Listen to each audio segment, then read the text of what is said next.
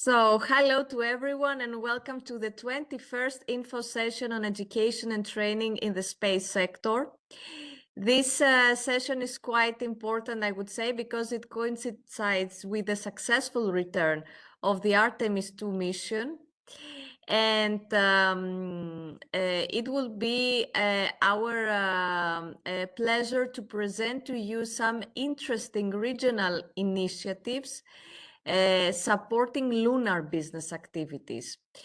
We have present today two NEREUS member regions that will present what they are doing regarding lunar missions. We have Hesse, the region of Hesse and Bremen, but we also have other regions today that will also involve in the discussion with us. We have also an academic representative that will highlight the legal framework of these activities, especially with regards to innovation. And we have a Greek company that is also very active in this lunar ecosystem, and it would be also very interesting for NEREUS to listen to these activities. Of course, this is an education training. It's a webinar focused on education and training activities and capacity building skills. So the main focus today would be also how education can serve as a bridge to connect these actors across the lunar landscape. Of course, you know that in order to have successful lunar businesses, we need a well-equipped young workforce. We need skills, and of course, we need to have a set of training and skills that can help also public authorities to perform. Without further ado, I would like to give the floor, because today we have a very rich panel. I would like to give the floor to Simon Drake. He is the CEO of Lunar Resources Registry, based in Hesse.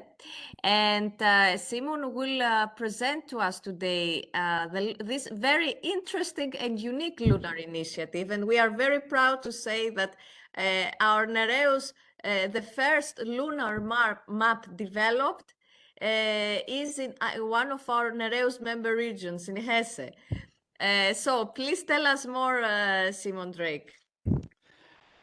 Thank you, and Margarita, thank you for the introduction and about highlighting the importance of all things lunar with the younger generation. It is extremely important, and I'm going to show you something, how our angle on education aligns with what we do as a company. First, I'm going to explain who we are, what we do, what we produce in terms of a lunar map, and ways forward to integrating with educators.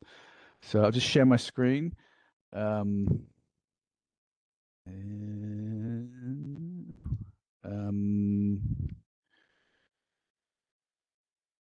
Yes, we can see it, just full screen if possible. Right, cool. So there's 10 slides. Perfect. I've got 10 minutes. I'm going to go through these slides very quickly because I want to talk about our map and the future.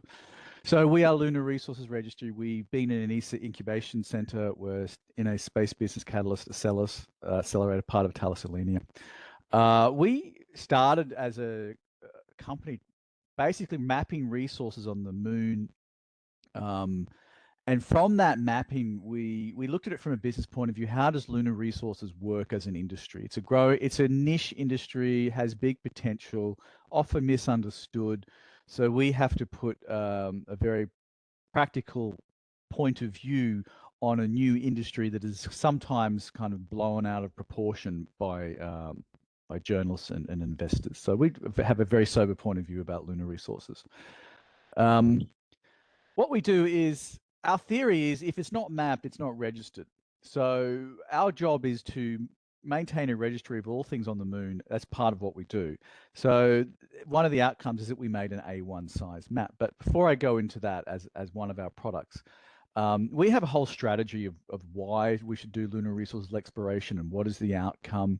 I can share this presentation with you later if anyone wants an actual copy to read through it. We are resource focused, but we also, in our registry, will register things like science missions and infrastructure missions.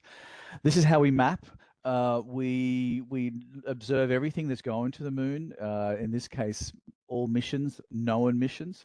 We also look at, if you look at number 2, who's actually on the moon, who got to the moon but crashed, and heritage sites and planned missions. And we also do resources mapping. We started working out how to work out how to map the moon for resources from a mining perspective, which means a business perspective, and also how to start planning missions to particular locations. We do try and work with system integrators, companies that actually build hardware, and try and work out how we can work together to explore the moon. So next slide. Going into a bit of a deep dive, this is an example of where we make a registration for an existing mission, in this case, the Surveyor 1, but we also overlay it with lunar orbiter data, in this case, LROC plus the Kaguya orbiter, to try and work out this is where iron has been detected. So when we think of mapping and registrations, we think, well, we made a registration for Surveyor 1, but this could be potential lunar resources missions locations for extraction of regolith to test for iron. We go right into the details of trying to map everything, register everything, and basically create our own database. This has been our own initiative. We got a lot of great feedback from it, and we do take on private customers to register with us. We also work with them what's happening with the space mining laws and outer space treaty. It's very important. These are part of our frameworks. We have a good team working on that. This is Kevin and I. We have a history. We also formed Space Ventures Investors and recently a new company, European Space Ventures. So now I'm going to jump into what we want to offer right now. Is we've made an A1 size map. This was published in 24th of August 23. Down the bottom is a table of every single mission to the moon. Yep, we'll just zoom in. Can we all? Okay. So we start with the early. Here's the Cold War. Then we get to the Apollo missions, lots of Russian missions as well. Then you can see it all kind of comes to an end in 1976, and then restarts in 1993. And now we have the recent space race happening now. We divide each registration mission location into these categories: intentional impact, discarded, deployed, crashed, crewed landing, and operational. Well, sorry, in this map, we put everything on one A1 map. We can also make this A0. We can customize this map, have your logo. How about the NEREUS logo up top? We can make maps in multiple languages. We also have done a German map. And what I find valuable about this map is the younger generation, everything is on a smartphone, everything's digital. But we've lost contact with the ability to look at a map as a historical document, as a time capsule in some ways. And my inspiration to make this map was I used to collect antique maps. And now I realize with this map, I've actually captured a snapshot of history. And students love this map because they finally start to put the pieces together. They finally say, oh, okay, well, we've all heard about missions to the moon, but here is a rich history of all the missions to the moon and their outcomes by this category of impacts or discarded. We also go into a bit of granular detail. If you look up to the moon in the northern hemisphere, very important, these are the locations of missions. And on the right here, this is the South Pole seen from below. It's an altitude map. And this is where a lot of exploration is going to take place. I think the next Artemis mission wants to go right in the middle on the South Pole. So it's exciting times. We see this map as ideal for classrooms like a science classroom, where you can also follow new missions, put a pin on where the next mission is. We use a latitude longitude system on this side. So every mission for us is the database driving our map gets updated with each new mission. In terms of being more digital, because I know a lot of education is digital, we also have released our online map. Can you see an online map here? Cool. This is where we've registered everything and started trying to work. We have different versions of the online map. This is more of an experimental one where we start to look at where are resources locations, where are potential science mission locations. This is an ideal tool in the classroom where every location has a pop-up, more information, and you can link to external sources. This can be customized for different state education departments, depending on what they want. I think the language can be changed. It's just a question of specification and usage. Lastly, I want to jump into something that we're kind of moving forward about education and AI is I was showing our maps, the map you can see behind me, our online map, and someone asked me, do you map what's in orbit? So I thought about it. Yeah, well, yes. So I made a lunar orbital registry of a registry of everything in orbit around the moon right now, and I did a demo version. This is a functioning lunar orbital registry. It's not exactly correct, but how I built this was I used AI tools to help me determine the right simulator to use.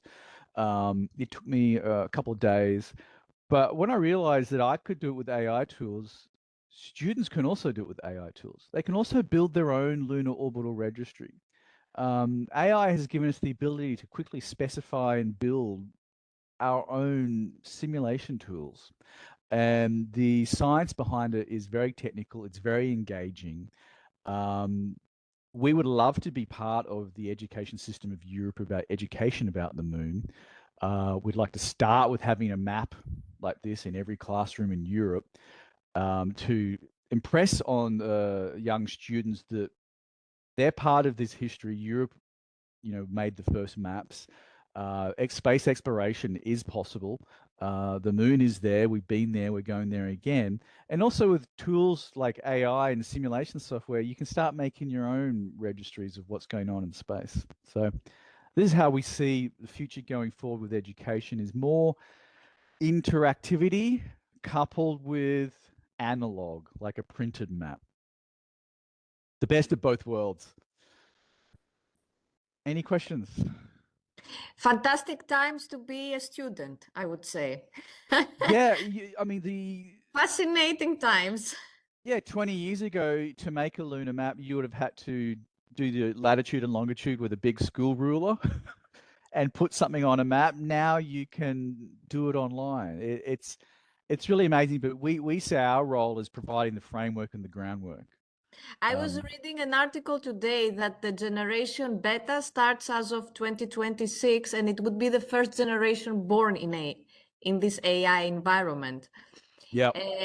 So I think we should start thinking in this kind of terms. And your initiative, Simon, and thank you very much for sharing this very insightful presentation, is in line with the current environment and trends. From my side, I have a very concrete question, because this is actually a tool addressed to the regional education, maybe national education. So my question to you would be how regions and specifically Hesse region, but also we have today we have Italian regions present here, but also other German regions. So how regions can better support your initiative? The easiest way is we can provide printed maps at a low cost to every classroom. That puts something on the wall where students can start to see the history of space exploration or lunar exploration. And this is covered in our table here. This is a chronological table of all the missions. We can provide this at A1 size or A0 printed, print 500 copies or 1,000 copies. To us, it's we do this in-house. We have a cartographer. He designs our maps. He's a professional cartographer. That's the first step. Second step is trying to work out how what we do can integrate with the curriculum of each region, because I know this is all dependent on curriculums. And we can work out how it can fit into science or geography. We have a bit of both here. We could say this could be a 20-minute module or a 2-hour module. It could be for secondary school students or early university students. You know, we're open to ideas. We can provide the tools and the framework, and happy to work in education because we see it's super important. What is the response so far? The response so far is I go to events and I bring like 10 or 20 maps. I give a few maps to the organizer of the event. And if I leave 5 maps on the table and walk away to get a cup of coffee, someone will be taking these maps. Usually people say, "Oh, can I have one? Can I have one?" And people just kind of they're mad about it. They just, everyone wants a map of something real. It's, we live in an AI generated world of imagery and mixed media, but it's very rare that you see a unique map, and this is a unique thing. So I know that students who like science, they immediately identify it and they want to have one. Yeah, so I know that there's a demand. There's also adults, big children. They love it as well because they can finally piece together, for example, the people who lived through the Apollo generation, they can find all the Apollo mission landing sites. Yeah, it's also for adults. Yeah, I would say that. And especially now with the Artemis missions. Yes, yes. So I see the future is you have a large map on a wall. Artemis lands, or the next iSpace mission lands, or Firefly lands, and students can put on the map with a pin or a sticker exactly where that new mission is, and they can write it in down the bottom. This is one of our concepts is, they start writing in history as it happens. That's another thing we've looked at to make sure that it's an interactive analog map. Thank you so much, Simon, for your presentation. And we will come back to you, of course. Please put your questions in the chat, especially regional stakeholders. It would be very interesting to listen to your point of view and on what Simon has presented. Apologies for my connection if sometimes you don't see me or don't hear me clearly, but let me know. And the important thing is that you listen clearly to the speakers, of course. So next Thank you. speaker is Florian. Thank you, Simon. Please stay with us for the discussion. We have Florian Gleisner from OHB in Bremen. And guess what? Florian will present us the development of the lunar port by OHB. Correct me if I'm wrong, Florian, but yes, we are also very proud of this activity that it's taking place in one of our member regions. But please, the floor is yours to present your fantastic initiative. Thank you so much, Margarita. Please apologize my voice. I managed to catch a cold in the beautiful sunny Brussels weather. So indeed, I represent OHB. OHB has, well, quick introduction. OHB, we are about 40 years old, founded and headquartered in Bremen. We are today about 4,000 employees spread across 10 European countries. In Germany, we really have 2 hubs. One is Bremen and the other one is in Bavaria, so Munich and Augsburg. Our core business is building satellites. We also have a lot of activities around launches. So in Augsburg, we have a micro launcher being developed that hopefully will fly for the first time this summer. But we also have MT Aerospace, who build large structures for large heavy launches. So for example, the Ariane 6 today. But for our founders have always very much had a focus on the moon. I would almost call it an obsession. And so we have had many, many different ideas, visions, projects based on the moon. But with this new initiative that we launched earlier this year, I think we really have something that is capturing the imaginations and really fits into this puzzle very nicely. And so today I'd like to take a couple of minutes to run you through this initiative, what we are proposing, and what this means for Europe's lunar ambitions. Margarita rightly mentioned that we are headquartered in Bremen, but this initiative is actually based in Bavaria.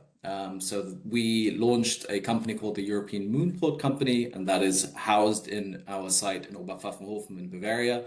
So very much spanning both regions, Bremen and Bavaria. So let me bring up the slides that I have for today.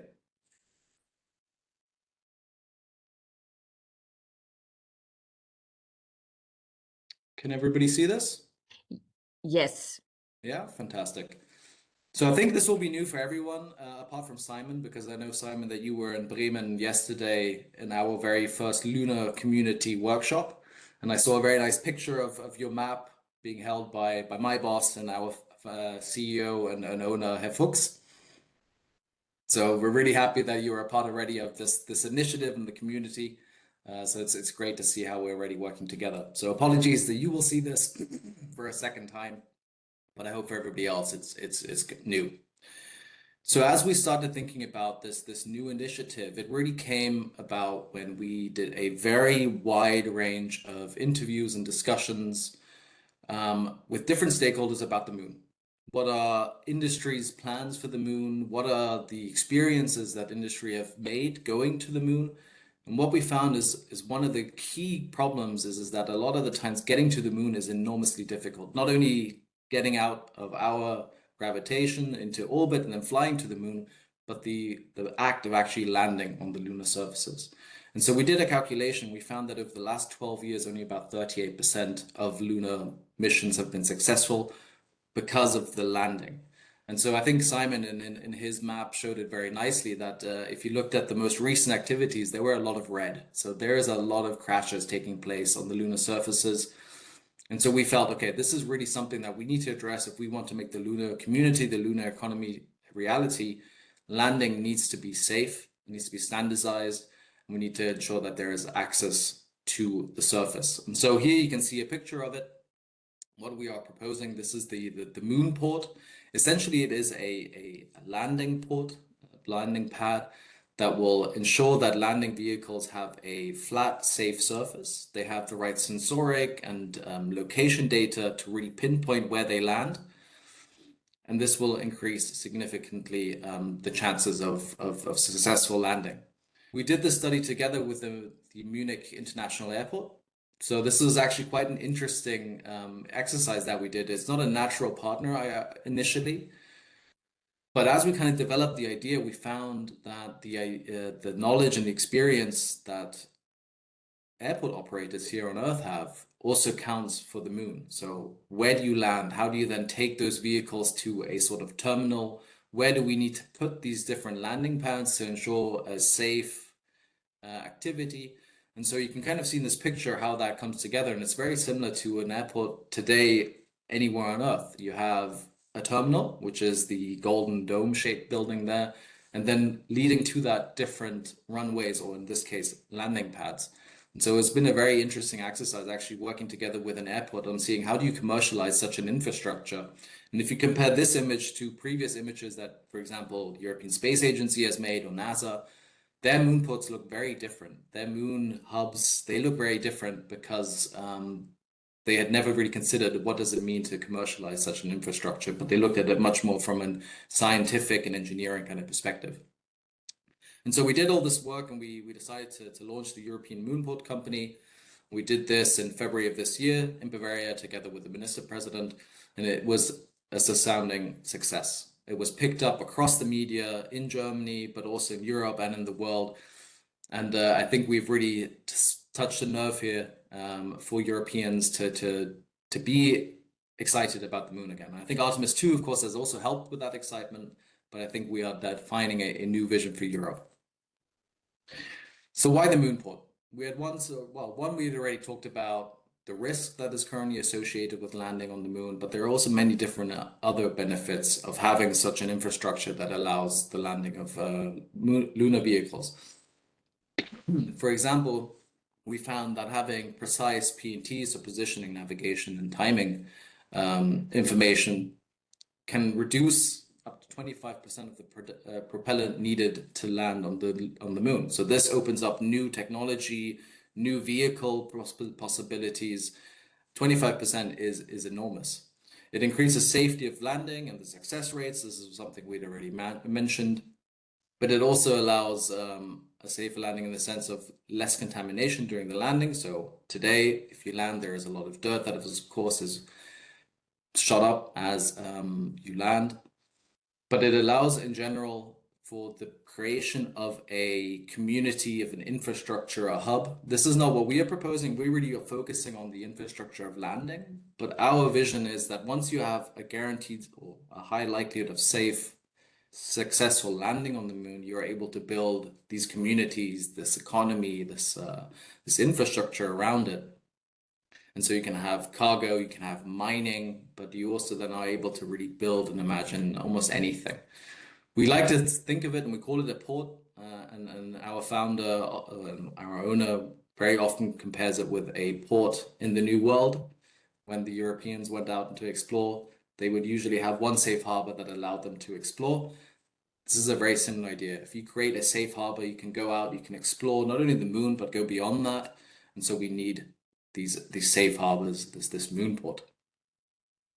And this is kind of what I then talked about, is you have different possibilities that then plug into this moon port: electrical power, logistics, communication, navigation, but you're really able to then build commercial activity around this. But as long as you don't solve the issue of landing and getting on the moon, you can never really have a successful commercial activity on the lunar surface. So this is just a brief summary of why we think this fits very nicely into the time and place. So ESA has set itself a goal to create a lunar economy to 2035. NASA is refocusing on the moon, wanting to do several moon landings per year. Next one being by 2028, and then after that it will be in a very frequent frequency. And Simon, you had mentioned this briefly about the lunar economy. What the exact number or dollar figure will be can be debated. However, there is a economy to be built and to be utilized. And we believe that this could be up to $500 billion by 2040. But again, only possible to unlock this kind of economy if you can guarantee safe access and also departure from the moon. We are proposing now 3 phases. Phase 1 is starting today and hopefully goes until the end of this decade. And this is really proving the critical technologies and de-risking the technologies needed to build such a moon port. This means power, surface mobility, so how do you even get something built on the moon, and very importantly, the P&T signal, so the positioning, navigation, and timing. And then this flows in very nicely into the mapping that Simon and his colleagues are doing. Is you need to first then find the right landing areas, where the right resources, where do you want to build such a lunar port? And this is where mapping becomes, and characterization becomes enormously important, because without finding the right spot on the moon, this again is not going to be a very successful undertaking. Phase 2 is then the actual build of this infrastructure. We plan to do this with advanced robotics. So in phase 2, there will be little or no human interaction on the moon. Phase 3, once this infrastructure is in place, you start building this hub, this economy. We could even imagine then the first Europeans being located on the moon permanently, and there being a vibrant and successful lunar economy. So it's a very ambitious goal, but we believe that this is really a piece of a missing piece in the puzzle of unlocking the moon, to get there, to explore for research purposes, but then also for commercial purposes. And so with this, I'll stop here then. Thank you. Thank you very much, Florian, for your in-depth presentation. And this is quite important what you said at the end, why we want to do business actually to the moon.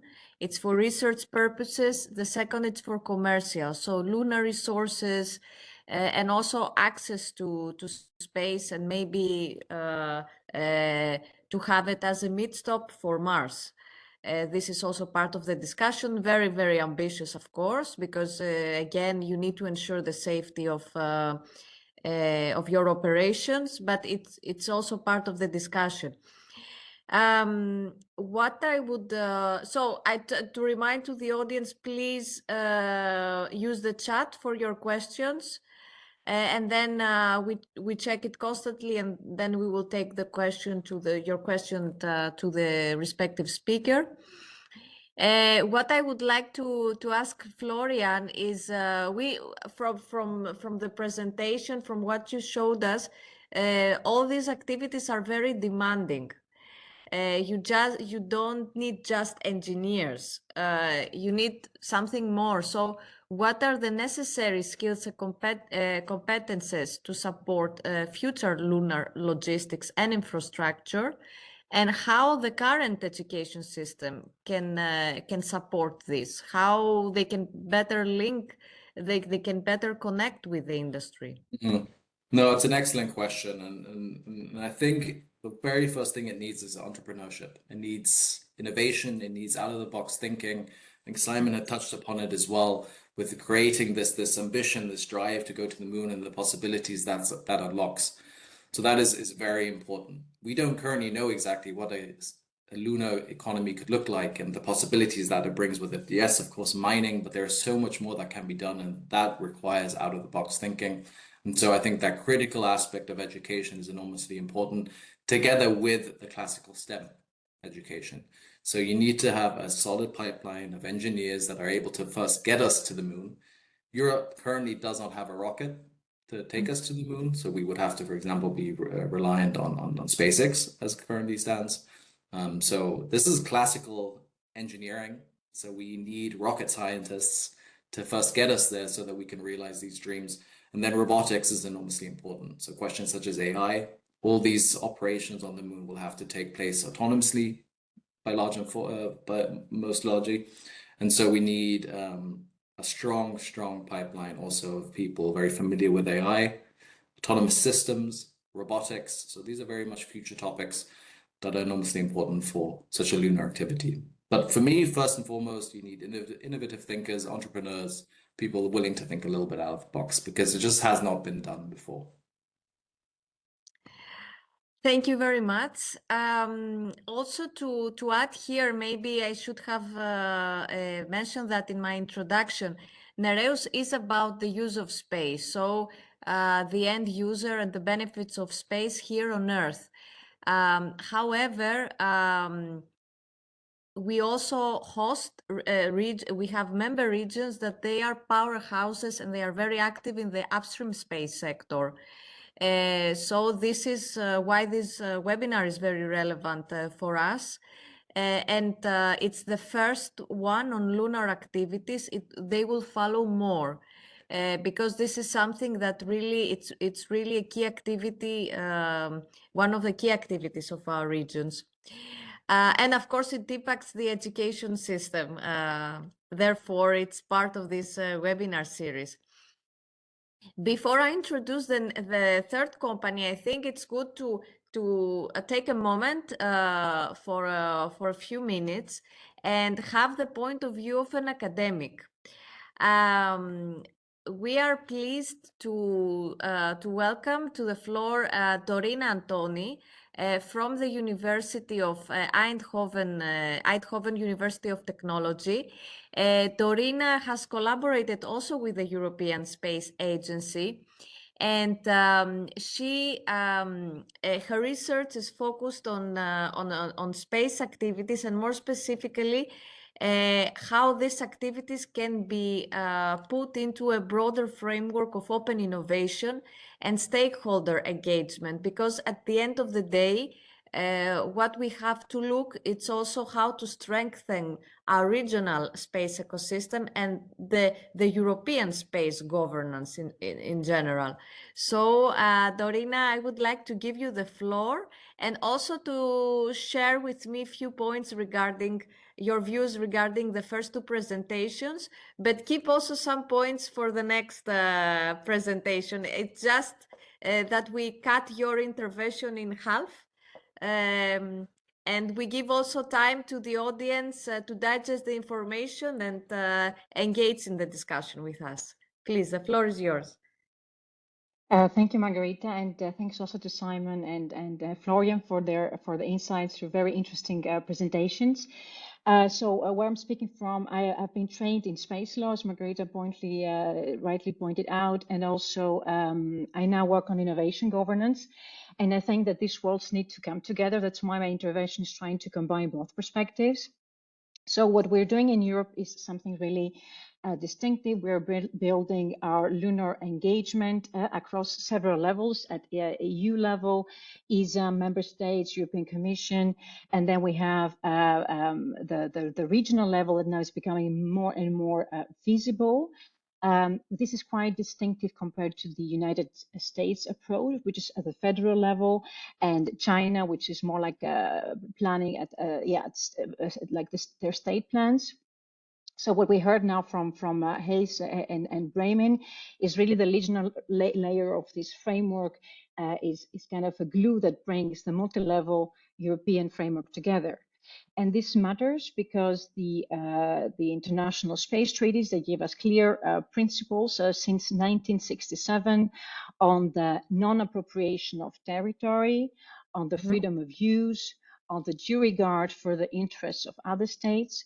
But they don't really tell us how these principles should work in practice for the lunar economy. And that's why these regional activities, they start operationalizing these principles in practice. And they bring us to the real issue of how the lunar governance should be operationalized. So when we talk about open innovation, should it be more open or less open? I mean, it's already open because, as I said, the principles are not very much specified from the international space law, but they should be deliberately shaped together with all the relevant stakeholders within the regions, across the regions, at the European level, and then going back to the international space law treaties. So some things that mean in terms of open innovation that can and should be open to outside knowledge and expertise. So really sourcing outside knowledge within current activities to reinforce the technical standards, the scientific input, the design choices about the registry that we talked about, how these maps look like, but also how Moonport connects to the broader supply chain, and then also what should remain, what should be openly commercialized, but also what should remain in public authority hands. So drawing that line is not always easy and it's challenging, but it's something that we should be always thinking when we talk about this issue. And when we talk then about stakeholder engagement, it's not just about opening the spectrum of activities to all actors, but to the right actors, to the right level. When do we bring in the government, the regulators, the regional agencies, the industry, the scientific research institutes, whose role is more and more important. And if we do this well, then open innovation produces the appropriate coordination that we need and ensures the space law principles and prevents the fragmentation, which is one of our main challenges at the European level, but also international one. And maybe I can stop at that point and then listen to the other presentation and see what we can take from that. Thank you. Thank you very much, Dorina, for your precious intervention. It's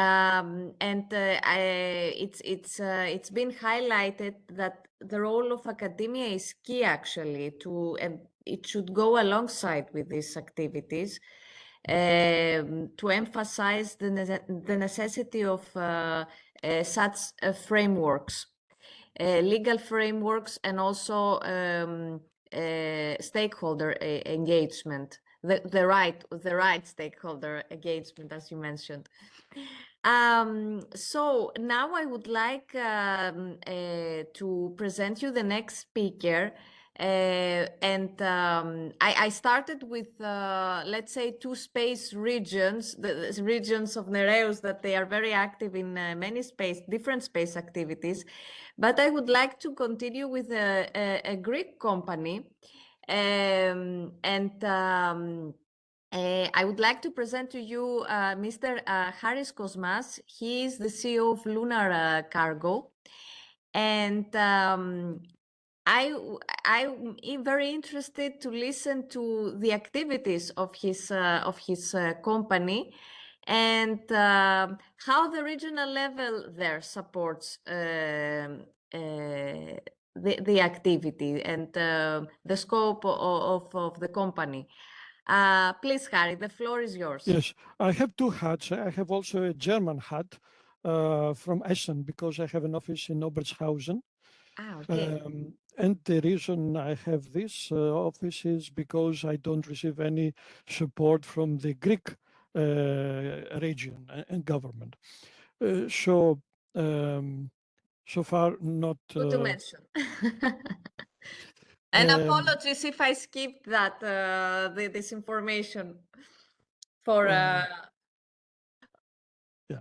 from the Hesse region. Yes, please. So first of all, I'm taking the baton from Florian. Florian made a very great introduction about the necessity of ports. We have it on Earth. The ships need a port to go on shore, and the airplanes also need a port. This is absolute necessity just for the safety aspect. There is a lot of risk in approaching from the one medium to the other. And we saw it many times lately on the moon that both landing attempts of iSpace from Japan failed, and both landing efforts from intuitive machines has also failed. So just for the sake of reducing safety, we need to have a port with infrastructure that will reduce the risk, help the incoming vessel in its effort. This is absolute necessity. And I also agree with Florian on the fact that we need to think now out of the box. And I have done so, and I am providing a solution for landing completely new paradigm. And that is important for the new generation to jump on this new wagon because the old ones have those limitations we just said, high rate of failures. So we have devised a patented system called Makedonas. This is an acronym. It means momentum absorption catcher for express deliveries on non-atmospheric somata. Somata is the celestial bodies. Nice. So it is applicable not just on the moon, but all celestial bodies on our solar system that do not have atmosphere. So the horizon of the application is very great, not just for the moon. Why we want to go to the moon? For all those reasons. Maybe you may say that none of them is viable. And that might be true. But if you take all them together and you see the synergies that are between all those projects, then it's definitely viable and very profitable, very lucrative, I would say. Not just for the money, but also for saving the environment on Earth. Because with helium-3 from the moon, we will be able to eliminate the need for fossil fuels, which is currently have a value of 5 trillion annually. And the latest trend about lunar resources is the fact that we can establish lunar data centers. The orbital data centers business nowadays has an annual rate of an increase of investment of 67%. There is no other market on Earth or in space with such annual growth. And yesterday I have read that in the latest Chinese orbital data center business is investing even the Agricultural Bank of China. Think about that. Agricultural Bank of China is investing in data centers. Now I'm going to show you how this system works. It's a small animation. It assumes that we have a mothership around the moon that has 5,000 parcels is making one orbit at every 111 minutes and delivers one parcel at every orbit. This parcel has high velocity, is 1.7 kilometers per second, and flies horizontally with respect to the terrain. In order to capture it, we put on the highest mountain of this orbit one catcher made by a ballistic material.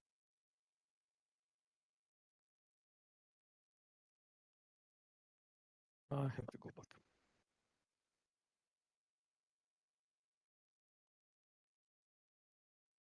This one. So this is the catcher. The parcel will go into the catcher and will eject it, take it with it because it has high momentum. Again.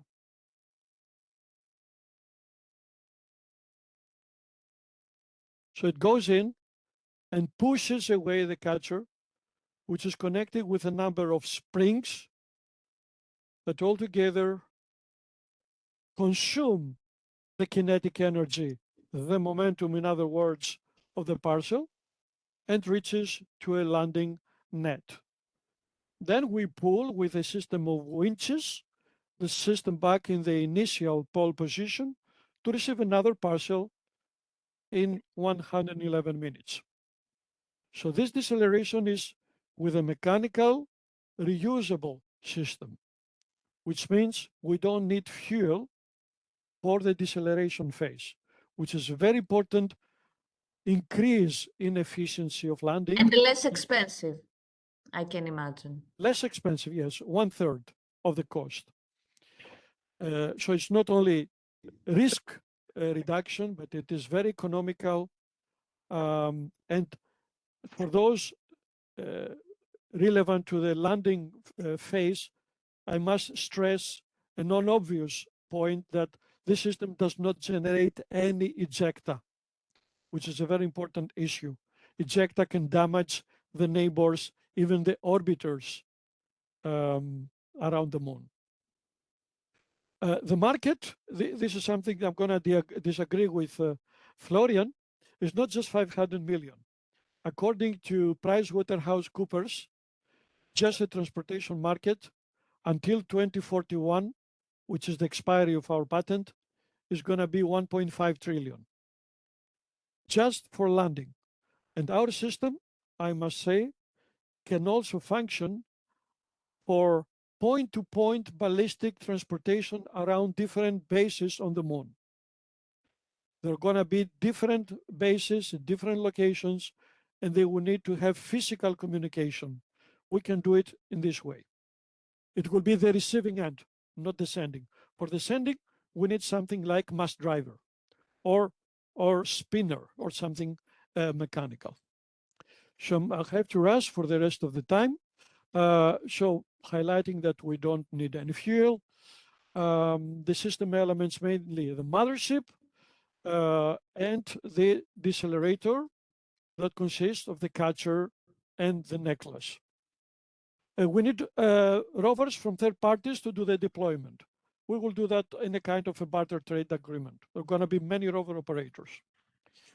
Important, again, that we don't generate ejecta. The system will be self-expanding, organically grown, because we will bring with the parcels materials to be a bigger version of our Macedonia system. That Macedonians can grow at a rate of 10 times every 3 years. What we have done in the past, some awards. Most important for me is the award by Moon Village Association, who nominated me as Lunar Game Changer in December 2024. About the patents, I have some videos for the more curious that we want to do further. The team we have of advisors so far.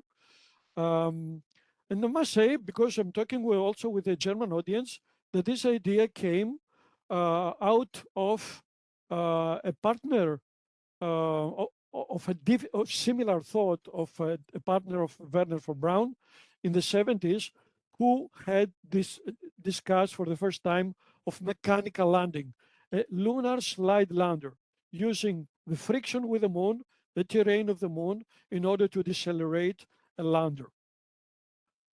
We have also selected the first landing location, which is at coordinates in the equator, so at 0 latitude and 66.8 degrees longitude, is a mountain on which we can establish our catching position and extends up to 50 kilometers flat land around that for safe landing and small deceleration.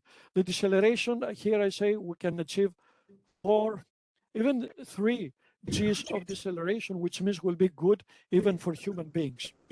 I'm over the time, so maybe I have to stop and open for questions. Haris, thank you so much for this great presentation. I'm just more into the discussion. That's why I say to all speakers that they have 5 to maximum 7 minutes. So we could engage more in discussion. Great ideas.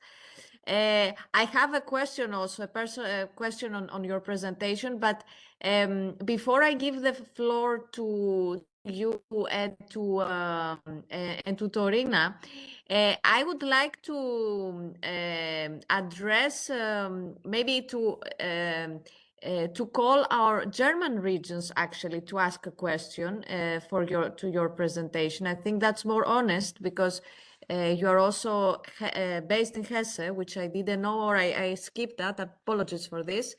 I see Constance Wolf in the audience and Daniela Dobreva. Constance, she represents Baden-Württemberg, and Daniela Dobreva-Nielsen, Bavaria. I don't know if you have any questions from your side so far, and especially regarding Haris Kosmas' presentation. What's your point of view? I see also Niels and Liliana. If you wish to take the floor. Or write in the chat.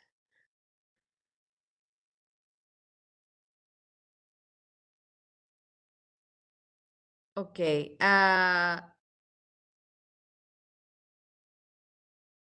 While we are waiting for questions, then I would like to bring.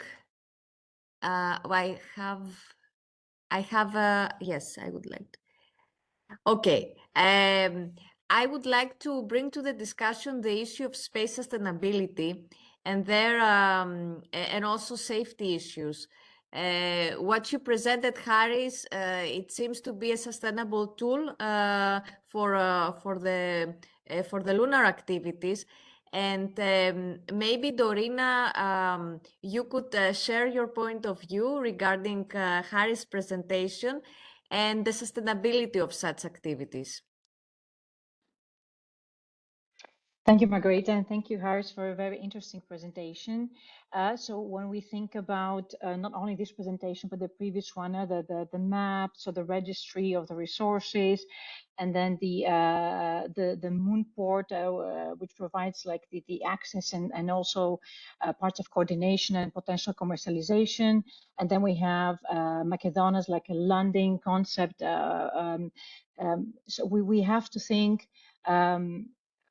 Often it's claimed, but it's really wrong, that the international space law treaties are not sufficient. They were written at different times, and they provide us with very good principles that we have to take care of the space environment, including the moon environment. Although those things are not very much specified. So the Outer Space Treaty, again, it prohibits the non-appropriation of territory, not of the resources. The resources appropriation is prohibited under the Moon Treaty, and the Moon Treaty is not has not been ratified by by the major spacefaring nations, and that creates room for interpretation. That's where we have then the Artemis Accords that are really that are a political but not a legal instrument. But we do have sustainability principles in international law, but also space law, that we have to pay attention to the principle of due regard for the rights of the other states, and avoid any harmful interference when we operate also on the surface of the moon. So again, these are principles, they are not binding. However, they should guide any type of initiatives, and we should be aware of them. And this is where I think education plays the biggest role. The way that now, I mean, as I said, I'm trained in space law, but then I did realize myself the need to engage into more innovation, entrepreneurship disciplines, to also understand the full spectrum of space activities. And this is currently really missing at the European level. We don't really have interdisciplinary curricula that can really, I mean, there are some efforts now being built, but so far there haven't been too many coordinated approaches on providing really this let's say full oversight approach to what is space technology, what entrepreneurship and innovation means in space, which is very different from any other technological domains. What are the legal and policy implications? And then understanding that innovation, even when law is not really fully specified to the extent that we would like to, it does not mean that we are allowed to do anything that we want. On the contrary, we should use innovation to, at the regional level, we should use these initiatives as a guidance into understanding the conditions under which law should be interpreted, implemented, and eventually put into practice. And I think that NEREUS is a very good network into especially focusing on this role of education, into stressing this need.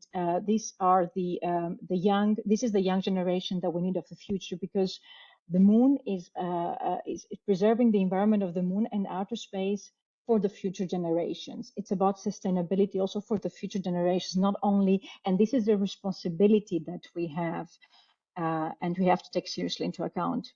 Yeah. Thank you, Torina, very much.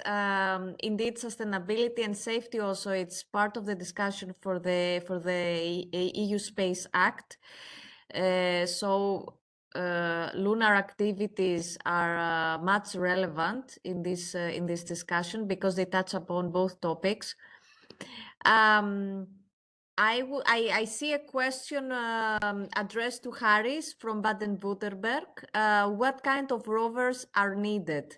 In Baden-Württemberg, research into rovers is being carried out partly by students and partly by research institutions. There is also an organization called Immensus, which aims to locate mineral deposits using a geophone rover. Maybe, Harris, you can also respond Yes, I have respond Yes, I with saw it a now, simple yes. text. We have selected a very flat area with no obstacles. So nothing very sophisticated in terms of rover. It will have to move in a very well-known area. It has to cover a distance of about 50 kilometers in order to do the deployment of the wire, and will have aids of navigating by a beacon that will be on the moon, on the mountain of this area, where the catcher will be placed. So with continuous supervision, navigation, and communication available, it will have to cover those 50 kilometers. This is more or less the duty cycle that it will have to do in the very beginning. The retraction of the system will be done by means of a winch or a system of winches. So that is not needed a heavy duty effort by the side of the rover. but we need it for the deployment of the wire. Thank you very much, Haris. And I would like to bring to the discussion our first two speakers, Simon and Florian. Do you have any comments to share, Florian, with regards to the other two presentations? Well, I think it shows that it's an ecosystem that needs to be built, and that every idea has a part in this wider lunar economy community story. I mean, be it from creating the map so that we can identify and characterize the right locations to land, or to dig for rare materials. These are actually interlinked activities, because Absolutely.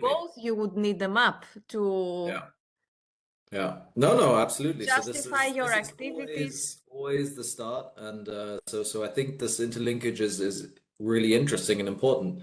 It also shows that there's different ideas. How do we get material, cargo, logistics to the moon?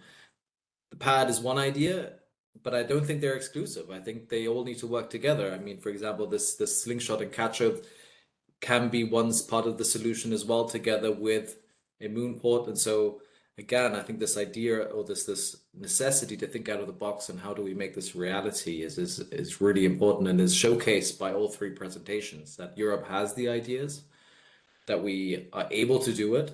I think the one thing that we need to continue to push for is at a regional, national, and a European level is that political ambition, because the very first step is going to have to be that there is an institutional ambition to actually make this a Awareness at reality. the political level.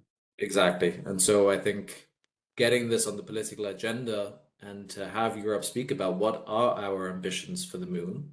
We have the ideas, we have the know-how, so we also need to execute them. To that execution part, of course, we would need to have a discussion at the institutional or political level. But yeah, I'm again encouraged hearing all these different ideas and things that are happening in Europe, to say why can't Europe have a very ambitious strategy or ambition for the moon? Exactly. Please, Simon. Yes, the floor is yours. Yes, thank you. I think with the Francesco's concept and the moonport concept, these two are very clear examples of proactive thinking to solve complex problems.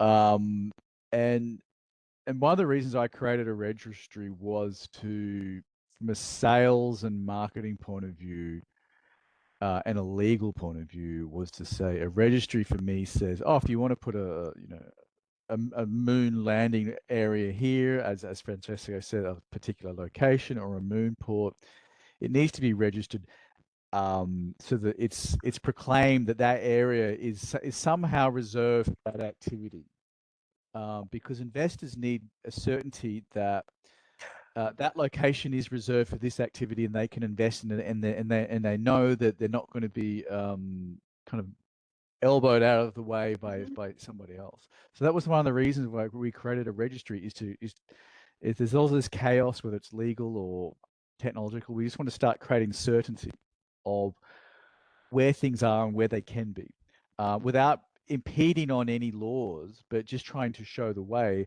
because investors need positive proof of not just infrastructure goals like where to put a landing or a launch system on the moon, but where exactly it is, and how you reserve it for your company. So we're getting there. Thank you, Simon. Dorina, do you have any comments for the so far?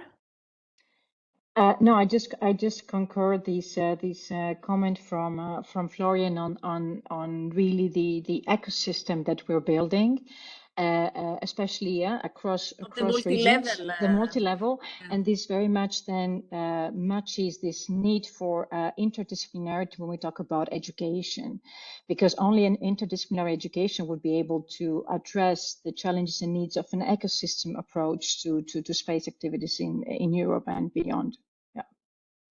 And strengthen also the regional level in this aspect. Please, Haris, the floor is yours. Yes, with respect to the maps, it's very important what Simon is doing, because we do have selected one landing site, but this is not the end of the story. We have to search for more mountains suitable for our mission under some conditions. They become suitable if they are easily accessible by rover, so not too big crevasses, and they have a flat area nearby. So in order to find that, we need the maps of Simon in order to find additional landing solutions and be able to serve more areas. And That an is archive, synergies. and an archive also. So there's plenty of synergies between all the entities. And certainly a landing port for human beings in the very beginning with, as OHB is preparing, is also needed in parallel. So there's plenty of synergies. No project might be viable standalone, but all they become viable if we think in ecosystem level. Thank you. Thank you very much, Haris. I'm going to check if we have any other questions from the audience. Otherwise, I have one question for Haris, just to bring back the discussion to the educational ecosystem. And we have, of course, our first two speakers from our NEREUS member regions. Unfortunately, we don't have yet a region from Greece as a member. So I wanted to ask your point of view regarding this. If the current educational system really highlights the need for more space activities, or what else could be done in order to integrate in the regional educational ecosystem the skills needed for space activities. I don't know if it is sufficient. I definitely know that it is important, and it has to focus more in highlighting the fact that the time now flows very fast. Mm-hmm. And the new generation is the only hope that we will be able to compete internationally. The Chinese, as I said, even the Agricultural Bank invested yesterday in a data center. The overall capital they raised was 8 billion. Just to Just interrupt you here, Haris, to complement what you say, we don't want to hear this, but according to many scholars, and correct me if I'm wrong, Dorina, China is the second space power at the moment. And what you say, it really represents this, highlights this fact, please. With respect to the moon, I think they are ahead. The only ones who went to the far side, the only ones that recently brought samples from the South Pole, they have a momentum. They are building maybe 4 companies similar to SpaceX, and they invest in parallel to fusion more than US public and private sector together. They invest in quantum technology as well, heavily. So in my opinion, they are ahead in the lunar matters. And Europe is doing very little, in my view. So we should not just be on a afraid status of what others are doing. We have to take the responsibility on moving forward the momentum that exists from many companies in Europe. Mm-hmm. We have the momentum. We need the political people to understand that the stakes are high. The target is moving fast. We have to focus on this objective. There are new things that we have seeds around Europe that we can capitalize. Something we didn't talk much is that we need a mass driver on the moon. Mass driver will be the evolution of what it is, the railgun. And there is a consortium of German and French entities that they have established a railgun facility for experiments so far, mainly for military reasons, but it can be pivoted now to do a more civilian and more peaceful activity. And I would start from a little different point, that the fact that there is nothing currently on the moon means practically that anything we will put on the moon in terms of rovers or other small facility will be extremely useful. Even just to let a retroreflector on the mountain is very valuable for improving the navigation capabilities of the orbiters. This is a good start, that there's nothing to be afraid of. Thank you, Harris. We have a question from Niels Waldman from the Baden-Württemberg region, which is addressed not to a speaker, but to Mr. Thomas Halaskar from DG DEFIS. I just now saw that he was present during our webinar. I don't see him now, Niels, in the audience. Maybe internally you could ask the question. Please, Florian and Simon, do you have any more feedback to what it's being discussed at the moment? Please take the floor. You don't have to raise the hands because I don't see them. No. No, so a lot of this information, I like to go away and work out how to move forward with practical approaches and make partnerships. One thing I do know from my side is I operate another company, European Space Ventures, and we're working to try and make a space bond that could fund infrastructure, European space sovereignty, and that includes lunar resources. So trying to work on an investment product to make lunar, a European lunar presence, commercial presence possible, is something we're working on. There is demand from space investors. Trying to fit it into how financial products are regulated is a bit tricky because you're dealing with a universe of space investment products which have assets such as real estate or whatever. So trying to pitch a lunar resources investment thesis is it's an ongoing piece of work. The Americans have a lot more leeway and they can get away with saying that they're going to the moon. I find in Europe it's a bit tricky, but a bit more sober. But we're slowly making progress on it. I think on one side we have the agencies who are doing a good job. On the other side, the people like myself have to come up with financial products to make it all possible. So anyone, if it has any ideas on supporting us with that, let me know, because it's always an ongoing challenge. That's it. Thank you, Simon. And I find what you said very relevant to the topic of the multi-level cooperation with what Dorina highlighted before.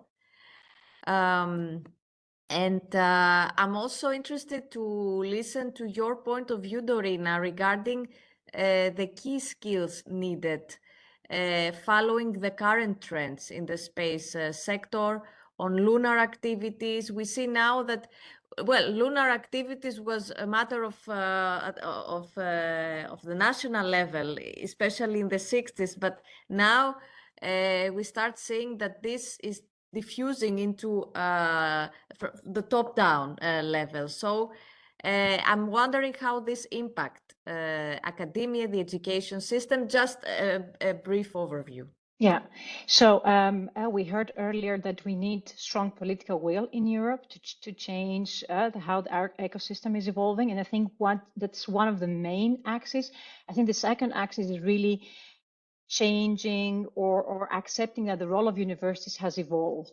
So we're not talking anymore about a university that is teaching and training talent, But as we call it now in Eindhoven, we call it the fourth generation university. And the fourth generation university is a university that is now collaborating with all the stakeholders in the region. We see it very much happening in Eindhoven within the fields of, for instance, semiconductor and photonics, so with ASML and the big companies in the region. The students they are being educated, but also they try to retain them in the region to work on those companies, so that we boost the ecosystem, the innovation ecosystem. And what we've noticed from recent studies is that the university is also why is it called the fourth generation university? Because it is on the center of the knowledge production and valorization commercialization chain. So it's a natural convener when it comes to not only innovation technologies, but also sensitive innovation technologies. And we talk about space, we talk about lunar economy, but it's also beyond that, right? We talk about strategic autonomy in Europe, and now in taking into account the security and defense implications of all the space activities. Then the university is a neutral convener who has the capability to connect to the relevant stakeholders in the region, bring them together, and co-design and co-develop what is it that we need in terms of education, valorization. Now we talk about commercialization. How do these things come together? And we are not there yet. So we need more work on the regional level to really work hand in hand with the universities, so that companies can talk to the educators and tell them what are the skills that they need. We heard about entrepreneurship, out of the box thinking, innovation. But what does that mean? Well, from Florian. So what do we really need in practice? What is it? What are the students that are needed? And we know that that's going beyond engineering, connecting, as I said, engineering to other disciplines, to understanding the legal implications, the policy implications, and not taking any more these disciplines in isolation. We have to bring this ecosystem perspective also in the education we provide. And I think we have more work to do on that behalf, but we have strong research institutes. So I want to end my remark not on a pessimistic note, but we have strong research institutes. We have very good, talented students across Europe. So we have to leverage on these strengths and really build on that to connect the different dots together and have a better understanding of where were we going as Europe, coming from education and then the political will. Thank you very much, Sorina. Simon, you wanted to say something? Yes, the education and political will. I've talked to a lot of students, whether it's engineering or economic students, and in the space resources community, and they're very vibrant and they're very supportive of a cislunar economy, a lunar resources focus or a lunar infrastructure focus. What I find is missing is that they have a lot of enthusiasm, maybe because they're young, but this enthusiasm goes through multi-generations. But what I find interesting is that when we talk about like a lunar resources prospect, and I talk about it with like mining companies, I'm also an investor in mining companies, there's still this sense of disbelief that it's possible. So I think it's good to see that Europe is just slowly but gradually kind of, particularly with research, just adding to the argument that it is possible and this is how it happens. But it's always good to work out ways to accelerate that process. And I think the best way is more proactive education about the benefits of lunar exploration, because I think we're at a stage in terms of space exploration and commercialization. Where do you go after you've put 1,000 satellites in a low Earth orbit? Where do you go after you've got so many satellites in geosynchronous orbit? The next objective is the moon, and that kind of needs to be promoted more as an objective. And Europeans have done it before. Europeans conquered pretty much the world, so this is the next chance to do it properly. Thank you, Simon. I would like to thank all speakers for their valuable contributions. We had a very, very interesting discussion. If you have any more comments from the panel or from the audience, let me know. Otherwise, I will have to close this webinar.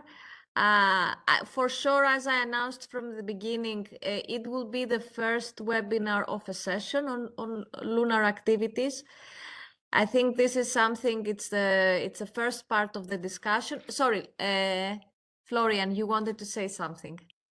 Yes, I just wanted to thank everybody for joining today, but also a call for action. So if you know of universities, research organizations, or companies in your regions that may have an interest in this field, may have ideas, we are currently building this community. Like I said, just yesterday, we had our first workshop where we invited a couple of startups and people that we've worked with in the past. But we, of course, want to build this out. We want to really make sure that we involve all the good ideas that are out there. So if you know of anybody, please do reach out to us and we'll be sure to try and build this community together. Thank you, Florian. And also within NEREUS, within our member regions, but also our associate partners, there are many universities and research centers. So for sure, we will build the links. And I have one last question from Niels from Baden-Württemberg. It's addressed to all speakers. So he says, our aim is to extract resources on the moon. How can we ensure that this is legally and practically feasible? Under the so-called Moon Treaty, the moon does not belong to any state or company. However, the establishment of a safety zone, for example, in connection with a nuclear reactor on the moon, could be used indirectly to stake a territorial claim. My question is therefore directed at the speakers. Are there already any considerations or approaches regarding how such potential claims and international law should be dealt with? I think I will give the floor to Dorina first. I think this is a question for you, addressed to you. Very quickly, so the Outer Space Treaty prohibits the appropriation of the territory in outer space. So that does not really cover a question of resources. And this has left a very big room for interpretation from different states on how they want to deal with that. And the Moon Treaty is only ratified by a handful of states and not the major spacefaring nations. So then that does not apply only to the 15 states and not to the rest. So practically the Moon Treaty is not the most successful. And even if it prohibits it, we cannot really implement it on that behalf. And then when it comes to the safety zones are already kind of handled from this Artemis Accords, the US initiative, which is a political initiative. So it does not have legally a binding effect, but it does somehow start creating these two approaches to how do we deal with the ownership of resources that are being extracted. And let's say there are a few states like the US and Luxembourg, which also have national regulations that say, okay, whatever is extracted, we're going to own it, a bit similar to what happens on the seas and the shipping. And what happens then is that there are other states who do not really agree to that. But the safety zones, it's correct that it's indirectly used by those states to also establish their claims. And others are trying to oppose that by saying that we should not. But I mean, again, it's a political discussion. COPWAS has the Space Resources Working Group that are really trying to achieve a multilateral agreement, but these processes are pretty slow at the UN. And I mean, they just concluded these days their discussions, but they haven't really reached a consensus on that because they don't really talk about benefits and about ownership, property rights to resources. So to answer your question, unfortunately, we do not have a legally binding answer to that. And therefore, through national laws, every state is sort of trying to create a coalition with other states and favor either ownership rights on the resources being extracted or not.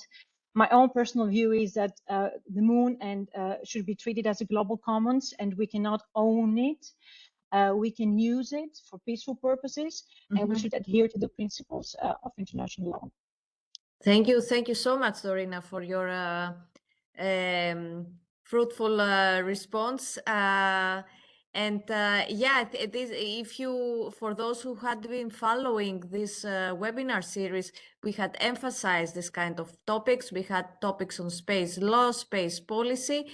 Personally, I highlighted that the Moon Treaty and the General Space Treaties need to be updated to better highlight the principle of sustainability. These treaties were drafted back in the 60s, so we are now 2026. There is a huge gap, and there is a lot of discussion, Niels, on the lunar activities and who has the right to do what, and all of this because there is a huge gap in the treaties. Simon, one last comment from you, and then I will have to close the webinar. Thank you. The best comes at the very last. So Yes. when we started mapping all the missions and we warm up. Should have done this first. When we started mapping all the missions and observing where all the latest missions were going, even the missions that were crashing and the missions that landed but were not landed exactly where they wanted to go, and I put a resources hat on, I thought, well, this is where you want to go. So there is a race to the moon, and there is these safety zones. That's just a good idea, but can also work against you, because what happens if the Chinese get to a resource-rich area first? You know, so that's why my point is there is a race to the moon. It is happening. It happens slowly, and it's not very well publicized because it's still an evolving industry of exploration. And unpredictable, allow me to say. Because it's a hostile environment. Everything outside Earth is a hostile environment for humans. So you don't know how to...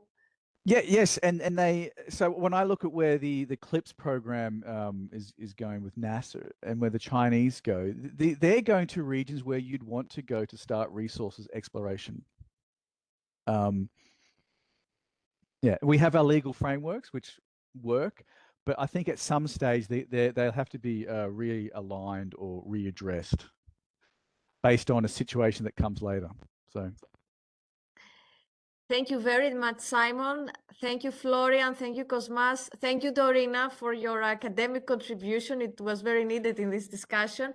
And thanks to the audience. Most probably our next webinar will be end of May, but wait for more information. And the follow-up of this webinar will be posted on our website as always and sent to you. For sure, we'll continue the discussion on education and lunar activities. And we will be happy to welcome you again. Thank you and have a nice day.